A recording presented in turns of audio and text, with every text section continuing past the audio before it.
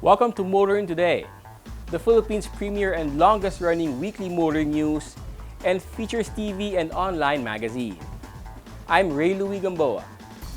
And I'm Susie Gamboa. Here are this week's features to watch out for.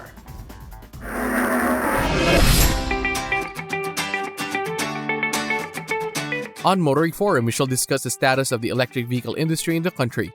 Our road safety reminder on the Young Street Smarts portion centers on the right way to cross a stop-through street. This week's Paying Tuper shall be about the importance of wearing seatbelts. The public service segment centers on accidents involving the EDSA's busways barrier. Showcase this week shall have the hatchback from Kia, the Picanto EX Automatic.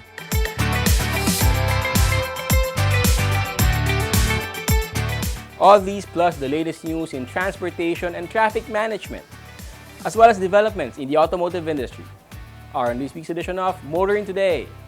Join us.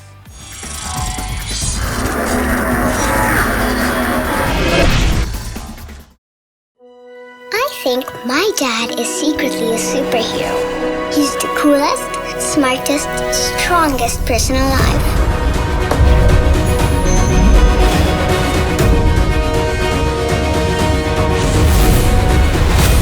No matter where we go, he always makes sure I feel safe. And he isn't afraid of anything. My dad likes to call that the power to lead. I call it his superpower. Be part of the 2021-2022 Autofocus People's Choice Awards, the only nationwide poll to determine the country's most popular car brands and models. It's easy. Log on to bit.ly/AFPCA2021, then vote for as many as 5 different models that you believe should become the 2021-2022 Autofocus Automobile of the Year in separate, standard, and premium luxury categories. Vote every day until November 30, 2021. The Autofocus People's Choice Awards. Who will win? You choose, you decide. Vote now.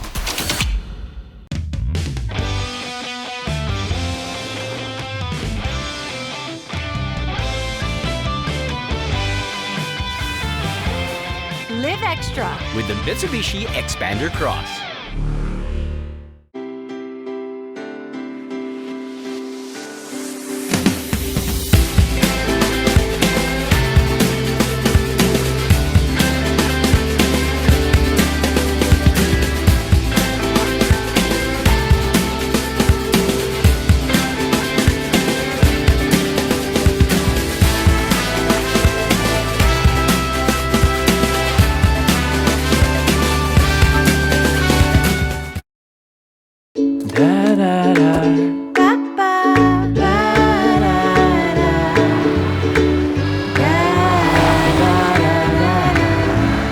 Make long distance easy with the Mirage G4.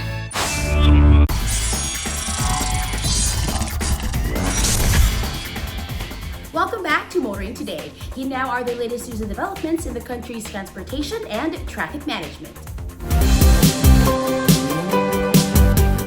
Last year, restrictions prompted by the COVID-19 pandemic caused the annual Philippine Electric Vehicle Summit to be held online. Despite restrictions being eased, this year's summit will again be on Zoom. The Electric Vehicle Association of the Philippines, or EVAP, has announced that the 9th Philippine Electric Vehicle Summit will be held on August 26 and 27, and like last year, will be held via Zoom. The summit's theme this year is accelerating the switch to electromobility in the Philippines. According to EVAP President Edmund Araga, the summit will focus on fast-tracking the adoption by the local transport sector of electric vehicles. To accomplish this, the government and the private sector need to reaffirm their commitment to work towards the transition to a more sustainable transport system, he added. Day 1 of the online conference will focus on policy dialogues about technologies and solutions. Day 2 will focus on discussions about manufacturing of electric vehicles and batteries, establishment of charging network and infrastructure, viable business models, and the financing for EV programs. car makers all over the world are now shifting resources towards making full electric and hybrid vehicles. This makes the theme of this year's summit all the more relevant. More of the electric vehicle industry in the country on Motoring Forum. Transport authorities are serious about establishing bike lanes to promote what they call active transportation. The DOTR has announced it will inaugurate 3 bike lanes in the National Capital Region, Metro Cebu and Metro Davao this month as part of efforts to promote active transportation in the country. It also revealed that more than 1 billion pesos have been spent on bike lanes under the Bayanihan Bike Lane Networks project. A press statement said the DOTR and the DPWH have spent 801,830,479 pesos and 93 centavos in completing 313 kilometers of pavement parkings, physical separators, and road signage for the bike lanes in Metro Manila. Around 150 million pesos was spent for 129 kilometers of bike lanes in Metro Cebu and over 145 million pesos for 55 kilometers of bike lanes in Metro Davao. According to DOTR Secretary Arthur Tagada, government intends to provide commuters with access to faster and efficient means of mass transportation, as well as infrastructure for active transportation such as walking and cycling. Republic Act No. 11494, or the Bayanihan to Recover as One Act, mandates the promotion of active transportation and biking while providing funding for the establishment of bike lane networks. The DOTR has spent serious money on establishing bike lane networks. Here's hoping it is serious too about making sure that these are used properly. The LTO wants more vehicle owners to get tested at private motor vehicle inspection centers. The DOTR is moving to make owners have their vehicles tested at private motor vehicle inspection centers, or PMVICs, prior to renewal of vehicle registrations. A DOTR memorandum circular assigns what it calls a Geographical Area of Responsibility, or GAOR, to authorize PMVICs. Under the circular, LTO district or satellite offices will only accept vehicle testing reports from PMVICs if they are located in the latter's GAOR for renewal of registration. At the same time, the DOTR has issued a press statement that emphasized motor vehicles and motorcycles should be strictly inspected for safety and roadworthiness before their renewal of registrations. DOTR Undersecretary for Administrative Services Artemio Tuazon Jr., chairperson of the department's PMVIC Steering Committee, pointed out that emission testing is also part of the tests PMVIC conducts. While vehicle owners still have the option to have their motor vehicles inspected for roadworthiness by the LTO, Undersecretary Tuazon urged vehicle owners to patronize PMVICs, which charge the same fees as private emission testing centers, or PTCs. Having more vehicles tested at PMVICs will mean less crowding at the LTO. Tuazon also pointed out that tests done at a PMVIC is recorded on video, and all of the test results are sent real-time to the main database of the LTO, thus reducing opportunities for tampering of results. Many believe that PMVIC testing will be made mandatory for renewal of vehicle registration sooner than later. The GAOR measure is just the first step toward this happening. The clamor for reimposing the Unified Vehicular Volume Reduction Program, or better known as coding, is getting louder and louder, with traffic congestion again becoming noticeably heavier on EDSA and other major thoroughfares in Metro Manila. But MMDA Chairman Benner Abalos will hear none of it. The term Carmageddon is trending anew on social media, with EDSA congestion seeming to return to pre-pandemic levels. Many are clamoring to reimpose the Unified Vehicular Volume Reduction Program, better known as coding. But MMDA Chairman Benner Abalos believes coding is not needed at this time, noting that public transport is still operating at 50% capacity. Chairman Abalos said that if coding is implemented at this time, people with only one car will be forced to take public transportation. Can the Metro's public transport network accommodate the increase in demand, he asks. Carpooling can also increase the risk of infection, according to the MMDA chairman. He also cited the DOTR's claims that the average travel speed on EDSA has improved from 11 kilometers per hour pre-pandemic to 27 kilometers per hour at present levels. The MMDA chairman's assurance that he won't reimpose coding was welcomed by the commuter group, the Passenger Forum, or TPF. TPF convener Primo Murillo said they believe it is premature to implement coding given the lack of sufficient public mass transportation options for commuters. Given that commuters are still wasting hours lining up in order to go to work or get home, there is a need to reach pre-pandemic levels of passenger capacity first by adding more PUVs on the road before thinking of reimposing the number coding scheme, Murillo said. Transport authorities, the MMDA, and the commuter groups seem to favor the welfare of commuters over that of private motorists at this time. Perhaps this is for the best while we are still under quarantine restrictions. Those are the latest news and developments in transportation and traffic management. Coming up next is Motoring Forum, brought to you by Suzuki Philippines.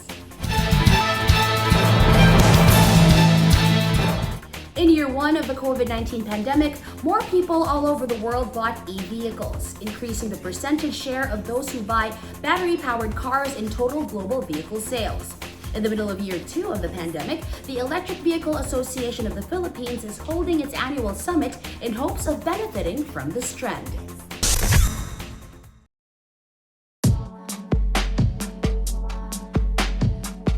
In 2020, amid stringent community quarantine restrictions born of the COVID-19 pandemic, the Electric Vehicle Association of the Philippines, or EVAP, held its annual summit online. With many restrictions and health protocols still in place, the EVAP, together with Meralco in partnership with the Department of Energy, is again holding a summit online. The 9th Philippine Electric Vehicle Summit, or PEVS, will be held on August 26 to 27, 2021, and is expected to again bring together industry and government stakeholders, as well as the academe and hopefully more consumer groups. EVAP learned much from the online summit it held last year, and hopes to replicate or even exceed the number of participants and viewers who presumably received the message that e-vehicles are the wave of the future, benefiting much from sustainable and greener public transportation and personal mobility. Fortunately, it was very satisfying, work satisfying on doing it virtually because we were able to get more than 7,000 viewers on our 3 days. Each day, 6,000 to 7,000 ang average na viewers. The concept of having it on a virtual reach out a lot of viewers na, or yung enthusiasts, and the interest of people were grew, no? Through the course of time. And we thought of that it was very challenging, but yet we pull it through because most of the people are just staying at home, and we're able to witness and see how we were able to deliver our message in promoting the EV industry. This year's online PEVS will have the theme, Accelerating the Switch to Electromobility in the Philippines. This is particularly of significance coming amidst report that the country lags behind neighbors in ASEAN in terms of transformation of the local transportation sector to electromobility. This observation is even made more consequential by the latest global EV outlook of the International Energy Agency that said electric car registrations increased by 41% in 2020, despite the pandemic-related worldwide downturn in car sales, in which global car sales dropped 16%. This gives EVAP cause for optimism that the Philippines could join this trend. The one thing that we have noticed is, in spite of the fact of the pandemic, there were some e-cars that were launched during the year. It adds taste or clamor for more EVs that will come in here in the Philippines. The aggressiveness of diversification of ICE to electric vehicle is now being felt by the market as it is being seen globally. Since 2013, EVAP has been coordinating with government in establishing a national development program for electric vehicles that is anchored on the existing motor vehicle development program for the automotive industry. The industry sought to pursue operational and regulatory reforms, strengthen the automotive policy environment, address industry supply chain gaps, and implement market development strategies. Back in 2014, then EVAP President and now Chairman Romel Juan predicted that there would be 1 million electric vehicles in the country by 2020. Obviously, this didn't happen. Unfortunately, no. As you could barely see e-cars on the road. But given the projections, we only achieved more than 12,000 electric vehicles registered. And as we have emphasized that this can be happen if proper guidelines and proper incentives were given to the industry. However, while not reaching the numbers, EVAP believes it has, over the past decade, achieved goals that would set the industry on the path to growth. Through the course of time of 1 decade, as you notice, as you said, that was way back 2014. Now that we are at 2021, almost 8 years already in the making, we have already reached some items that would support the industry concerns, especially on the regulations, on specifications of the units, the acceptance in the market. And what we are dealing with regards to the report of the recently report of Frost and Sullivan, that Philippines has still the highest mark of acceptability in the market by far compared to other ASEAN countries. EVAP President Arga cites two developments that will accelerate the switch to electromobility. Aside from the Senate version approved for the Electric Vehicle and Charging Stations Act, we're just waiting for the Congress version within this month. And if this would be approved as well and marry it into one law, then that's one achievement that we can recognize with. Second is just recently, last week, the administrative order on the classifications and the guidelines for electric vehicles was approved already and signed by the Department of Transportation, Secretary Togade, together with ASEC Galvante of the LTO. So this would be a game changer in giving sufficient programs in supporting the industry. Already, the local market is seeing the entry of full electric vehicles as well as multinational companies involved in the manufacture of products and systems that support and sustain the use of electric vehicles for personal mobility and public transport. Quite significant is the local launch of the Nissan Leaf. It is on its second generation already that Nissan Leaf was able to enter the market finally. From the time it was being showcased way back 2017 during the first ASEAN EV Summit. And now it is a reality that it is available in the market. And this will finally follow suit by other competitors on hand. No? Actually, before Nissan Leaf entered, there are other high stakeholders of entering into the market like Jaguar I-Pace, the Porsche Taycan, and we're very glad that they see the potential in the market in the Philippine market. Also significant is the entry of multinational companies that can play major roles in the development of the local electric vehicle industry. Upcoming multinationals, ABB, charging company, Delta, Fesin under the distribution of lithium and wall box charger. So, nandyan na sila. They are into charging stations as well. So, ayan na sila. Local IMI company, which is the number one in the electronic sector, is now joining the association as well. Aside from e-cars, the electric vehicle industry is looking at opportunities in providing e-vehicles for the logistics industry.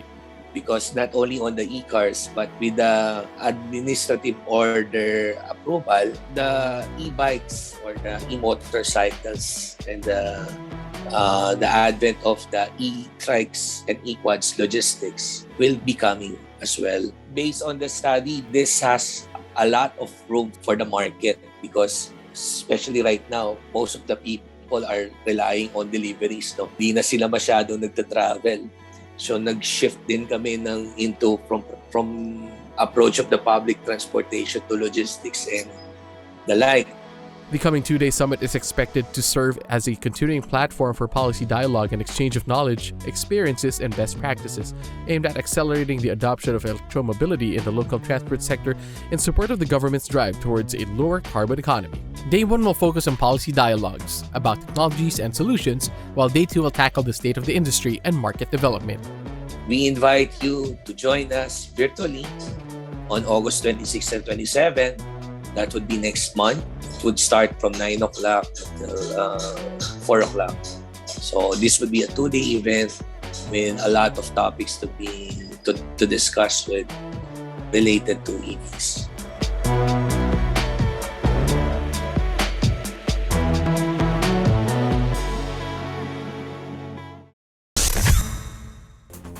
The coming 9th Philippine Electric Vehicle Summit should reveal some breakthroughs that would see the country's EV industry finally gain traction in both public transportation and personal mobility. That's our Motoring Forum this week, courtesy of Suzuki Philippines.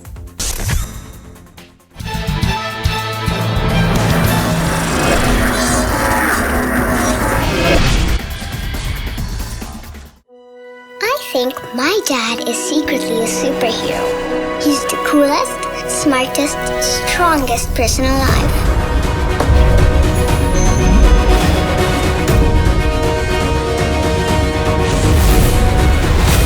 No matter where we go, he always makes sure I feel safe. And he isn't afraid of anything. My dad likes to call that the power to lead. I call it his superpower.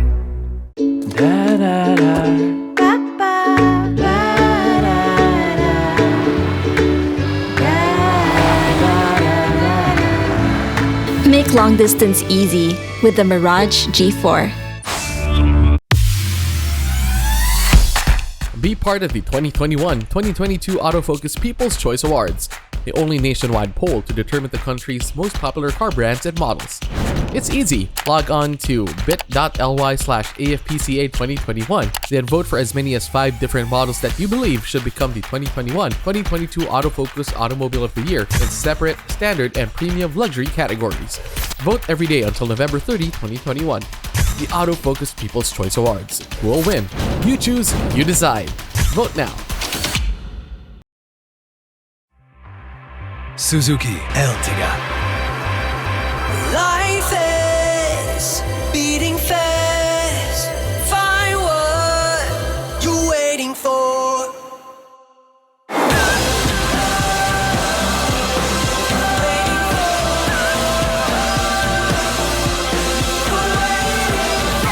Seven-seater in style.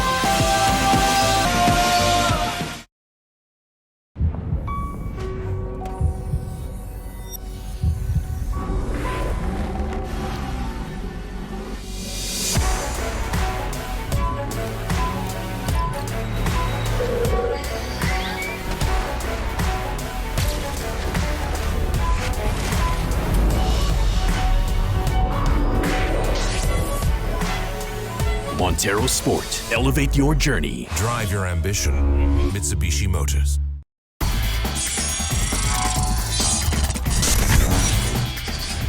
You are back with us here on Motoring Today, and we now have this week's valuable motoring tips, starting off with some road safety reminders from Toyota Motor Philippines. Always stop on stop lines when crossing an intersection. Kung marami kayong sasakyan na nasa lane, cross one at a time when it's go time. At huwag agad-agad na sumunod sa nauunang sasakyan. Dahil maaaring makabanggaan mo ang mga parating na sasakyan na galing sa ibang lane. Wait for a while before following the car ahead of you. Palaging tandaan na mahalagang magkaroon ng pasensya kapag nasa daan.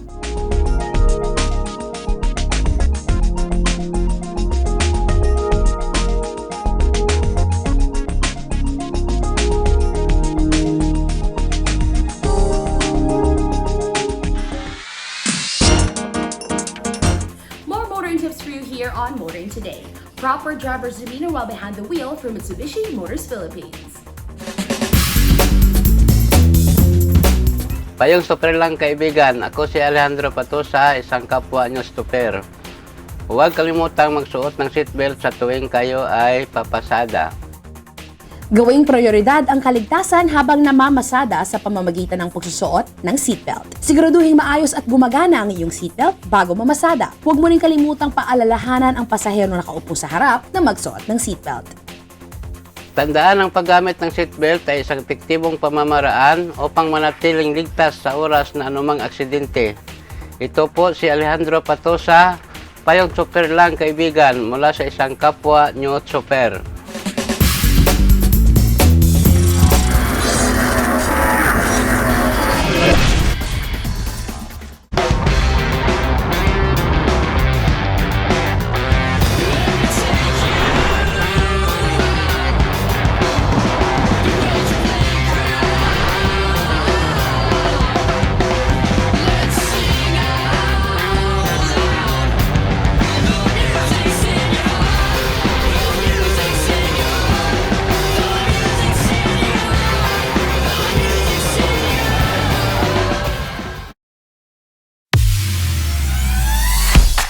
Be part of the 2021-2022 Autofocus People's Choice Awards, the only nationwide poll to determine the country's most popular car brands and models. It's easy. Log on to bit.ly/AFPCA2021, then vote for as many as 5 different models that you believe should become the 2021-2022 Autofocus Automobile of the Year in separate, standard, and premium luxury categories. Vote every day until November 30, 2021. The Autofocus People's Choice Awards. Who will win? You choose, you decide. Vote now.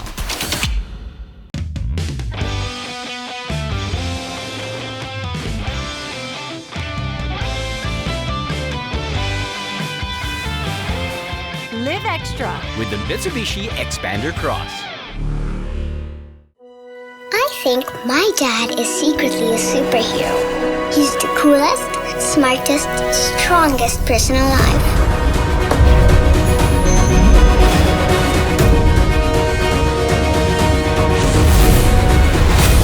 No matter where we go, he always makes sure I feel safe. And he isn't afraid of anything. My dad likes to call that the power to lead. I call it his superpower. Be part of the 2021-2022 Autofocus People's Choice Awards, the only nationwide poll to determine the country's most popular car brands and models. It's easy. Log on to bit.ly/AFPCA2021, then vote for as many as 5 different models that you believe should become the 2021-2022 Autofocus Automobile of the Year in separate, standard, and premium luxury categories. Vote every day until November 30, 2021. The Autofocus People's Choice Awards. Who will win? You choose, you decide. Vote now.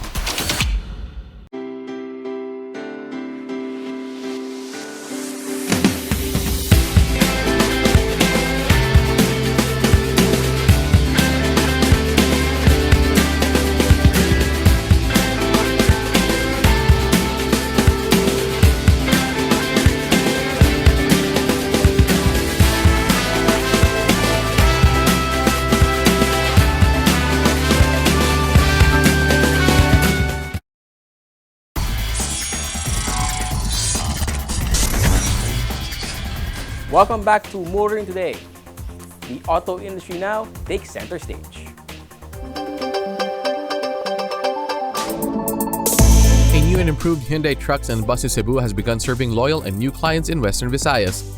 The upgraded dedicated dealership for trucks and buses in Cebu, owned and operated by Hyundai Cebu Incorporated, was formally launched online recently. The launch showcased improvements to the 2,000 square meter truck and bus showroom and service center inspired by Hyundai's global dealership space identity concept. The upgraded hub provides superior service and maintenance for buses and trucks with a dependable team of professionals ready to respond to their needs in areas of sales, service, and customer service. According to Edward Vincent Onglatco, president of Hyundai Trucks and Buses Cebu, Hyundai bus and truck owners can trust that the hub will treat their business in the best way it knows how, by keeping the client's best interests at heart and delivering on the promise of partnership and service the Cebuano way, with integrity, care, and commitment.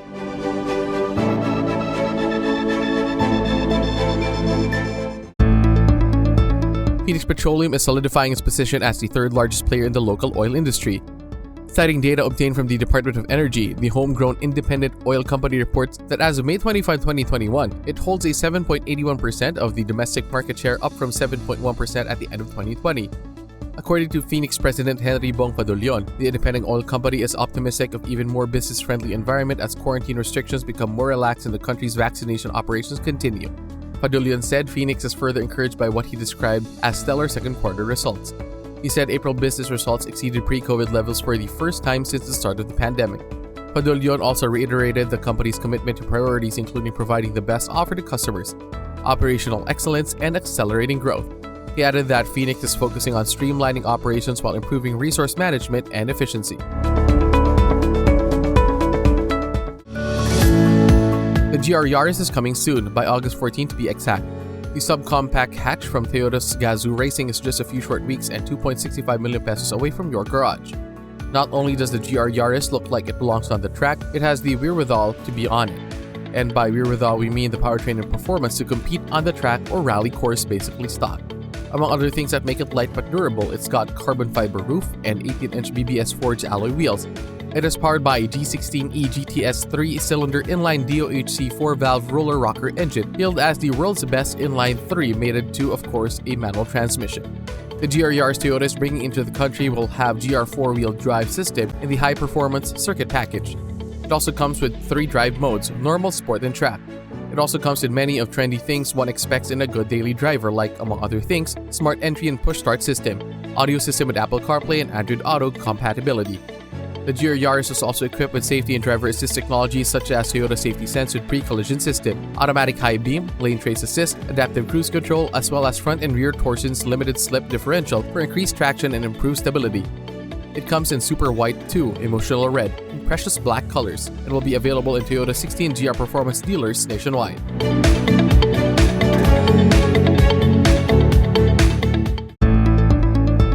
Members of the Association of Vehicle Importers and Distributors Incorporated, or AVID, sold a combined 30,153 units in the first half of the year, a 55% increase from the 19,509 units sold in the same period last year. AVID reports that in June alone, vehicle sales totaled 4,936 units, 33% more than the 3,698 units sold in the same period last year. AVID President Maria Fe Perez Agudo says the numbers are encouraging, especially as the nation progresses towards achieving herd immunity. The commercial vehicle segment drove the increase in sales with 456% increase in year-to-date sales between comparative periods, helped along by the support of the government's Public Utility Vehicle Modernization Program. Light commercial vehicles accounted for 72% of the total output of AVID members. Its sale grew by 64% from 13,244 units in the first half of 2020 to 21,684 units sold in the same period last year. AVID passenger car sales also improved by 26% from 6,128 units in 2020 to 7,707 units in 2021.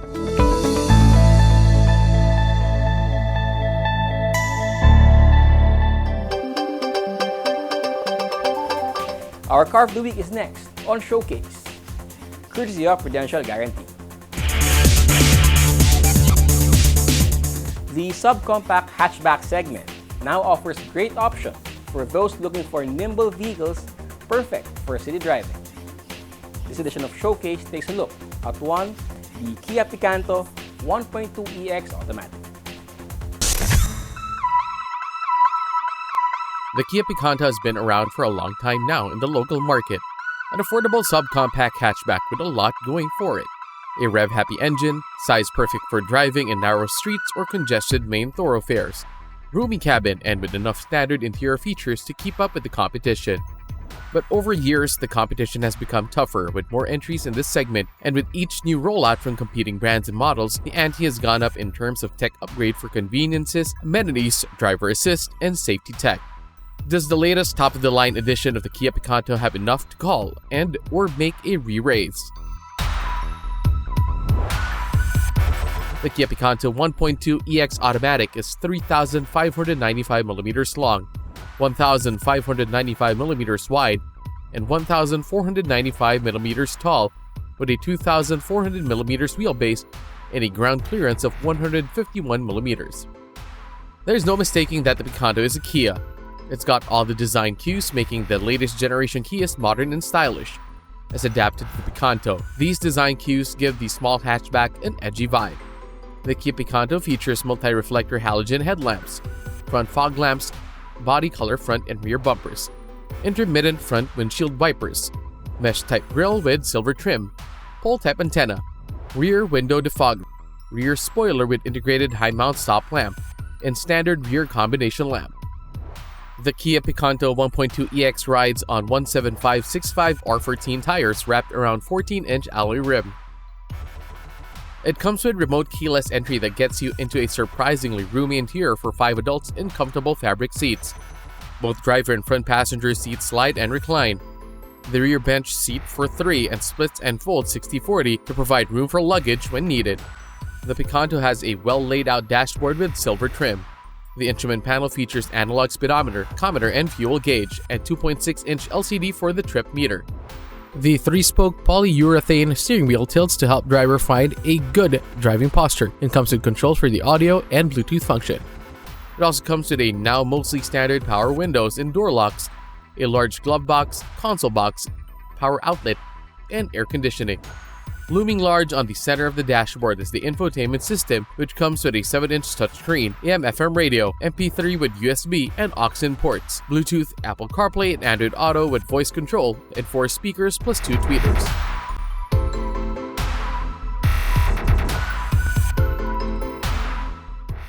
The top-of-the-line local Picanto is powered by a 1,248cc 4-cylinder gasoline engine with multi-point injection mated to a 4-speed automatic transmission. The engine generates 84 PS at 6,000 RPM and 122 Nm of torque at 4,000 RPM. One needs to get up to the rev counter to get max torque to drive the front wheels. But the Picanto 1.2 EX Automatic has a curb weight of just 980 kilograms, which still makes for a zippy drive on city streets. With one of the longer wheelbases in its segments and a suspension system using front McPherson struts with stabilizer and coupled torsion beam axle in the rear, the Picanto handles humps well and is well poised around curves and turns. It has a minimum turning radius of just 4.7 meters, which is perfect for narrow secondary roads in crowded urban areas. Finding parking space is not much of a problem for the Picanto, even more so for the 1.2 EX Automatic, which is also equipped with rear camera with static guidelines to help with parking in tight spaces. The brake system featuring front discs and rear drums performs its job with confidence, with an anti-lock brake system added for greater safety. Other safety features in the Picanto EX variants are dual airbags, 4 3-point seat belts with driver and front seat passengers benefiting from pre-tensioners, child seat anchors, and child locks.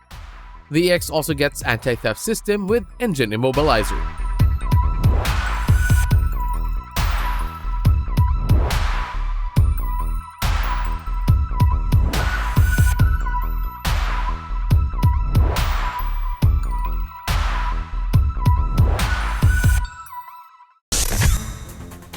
Kia has equipped the Picanto 1.2 EX Automatic with much of the features buyers want to find in entry-level sedans and hatchbacks. But are they enough to draw buyers at price points it must maintain to compete? That's our featured vehicle on this week's showcase, courtesy of Prudential Guarantee. Drive worry-free with Prudential Guarantee's auto insurance program with a free 24-hour nationwide roadside assistance included with your comprehensive auto insurance. Rest assured, we'll take care of you and your car wherever you are. Prudential Guarantee's auto insurance program, 100% worry-free driving.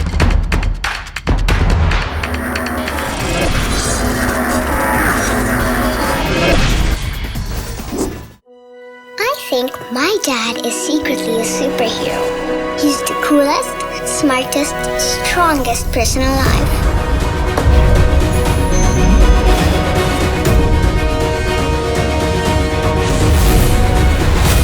No matter where we go, he always makes sure I feel safe. And he isn't afraid of anything. My dad likes to call that the power to lead. I call it his superpower. Be part of the 2021-2022 Autofocus People's Choice Awards, the only nationwide poll to determine the country's most popular car brands and models. It's easy. Log on to bit.ly/AFPCA2021, then vote for as many as 5 different models that you believe should become the 2021-2022 Autofocus Automobile of the Year in separate, standard, and premium luxury categories. Vote every day until November 30, 2021. The Autofocus People's Choice Awards. Who will win? You choose, you decide. Vote now.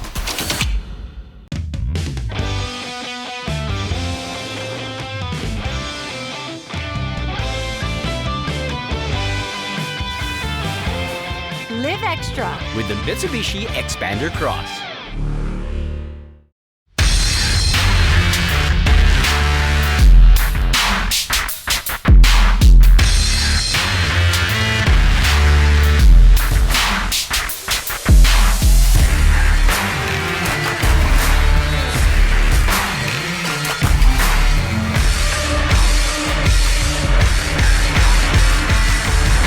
Introducing the all-new Isuzu D-Max into new heights.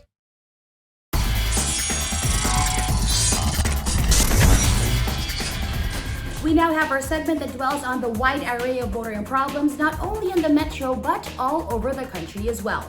This is where we present problems referred to us, or we ourselves see and hope to fully find solutions for.